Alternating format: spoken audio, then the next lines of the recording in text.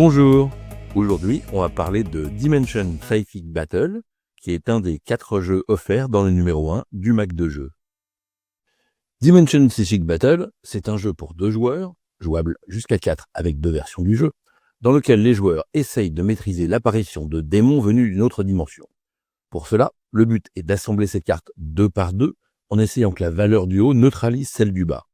Si vos valeurs sont identiques, c'est un assemblage parfait, et il est défaussé en faisant monter en pression le portail de votre adversaire.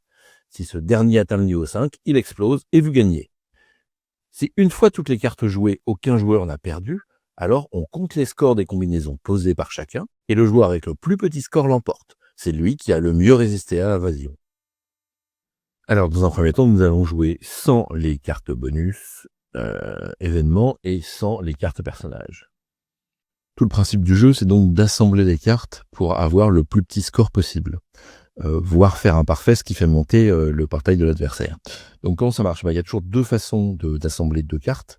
Soit on garde le haut de la première avec le bas de celle de droite, donc comme ceci. Et là, par exemple, du coup, on a 5 et 5, ce qui veut dire qu'on fait un parfait. On va pouvoir faire monter le portail de l'adversaire. Si on les assemble de l'autre côté, donc on garde le haut de celle-là et le bas de l'autre, eh bien, au lieu de 5 et 5, on a 3 et 7, et on se retrouve donc avec un portail qui vaut 4, enfin un assemblage qui vaut 4, et ce qui est quand même très mauvais, il faut bien le dire. Donc comment ça fonctionne ? Eh bien, pour commencer, on fait une rivière de 2 cartes, et le premier joueur va pouvoir choisir entre ces 2 cartes celle qu'il souhaite. Alors on va imaginer qu'il prend celle-ci. C'est donc au deuxième joueur, et immédiatement le deuxième joueur peut faire attention que ces 2 cartes-là peuvent aller ensemble et faire un assemblage parfait. Du coup, il y a tout intérêt à prendre celle-ci pour que l'autre joueur n'en ait pas. Et on refournit. Alors, eh bien là, ça tombe parfaitement bien pour le joueur numéro 1. Donc le joueur numéro 1, avec ces 2 cartes-là, en prenant celle-là, il peut concocter un 10-10 comme ceci. Voilà. On assemble donc le haut de cette carte-là avec le bas de celle-ci, ou l'inverse, mais en l'occurrence là, en faisant ça, on a un 10-10 qui est un équilibre parfait, ce qui lui permet de faire monter le niveau de notre portail à 1, et on le rappelle, à 5, c'est game over. Il refournit immédiatement, et là, cette fois-ci, c'est à ce joueur-là de prendre a priori plutôt celle-ci. Donc 2 cartes, il n'a pas encore obligation de faire un assemblage. Et il refournit.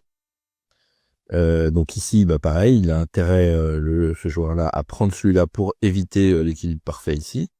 Et là, le joueur numéro 2 se retrouve avec obligation de faire un assemblage. Et là, on est bien obligé de faire au mieux. Donc par exemple, le 7 avec le 8 permet de poser un assemblage qui ne vaut que 1. Ce qui n'est pas fantastique, mais c'est mieux que rien. Et on continue ainsi jusqu'à ce qu'un des joueurs fasse exploser le portail de l'autre, remportant alors la partie. Sinon, quand la rivière est vide, on compte la valeur des combinaisons posées par chaque joueur, et c'est celui avec le total le plus faible qui est déclaré vainqueur. À ces règles assez simples peuvent s'ajouter les règles avec les personnages. Chaque joueur choisit un personnage et peut, quand les conditions sont réunies, utiliser l'effet spécial de son personnage. Si vous possédez 2 exemplaires du Mac de jeu, vous pouvez jouer à 4 avec chacun un personnage différent. Au niveau des événements, on a 3 cartes différentes. La lame interdimensionnelle, elle permet de casser quand quelqu'un fait un parfait. Donc par exemple, si je reprends celui qu'on s'est pris là, qui était le 8-8, au moment où l'adversaire le pose, on joue sa lame interdimensionnelle, et ça brise le lien qui s'inverse. Et du coup là, on est passé d'un 8-8 à 1 8-3, c'est-à-dire que l'adversaire, au lieu de me faire un parfait, eh bien, se pose un différentiel de 5, ce qui est quand même très très mauvais pour lui, quoi. L'autre carte, c'est le bouclier mental. Eh bien, là, c'est quand quelqu'un vous envoie un parfait.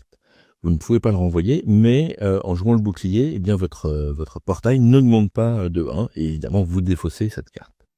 Enfin, le vortex interdimensionnel, quand il est joué, eh bien, il fait que désormais, tout parfait fait augmenter le portail de celui qui le pose et non celui de son adversaire. Ce qui est un moyen de bloquer un certain temps un adversaire qui a pris de l'avance, par exemple. Et ça dure 4 tours, donc à chaque tour, eh bien, on retourne la carte pour indiquer à quel tour on en est. Et quand on arrive au tour 4, c'est défaussé et le jeu reprend son cours normal. Voilà, vous savez tout sur Dimension Psychic Battle, et moi je vous donne rendez-vous bientôt pour une nouvelle vidéo du Mac de jeu.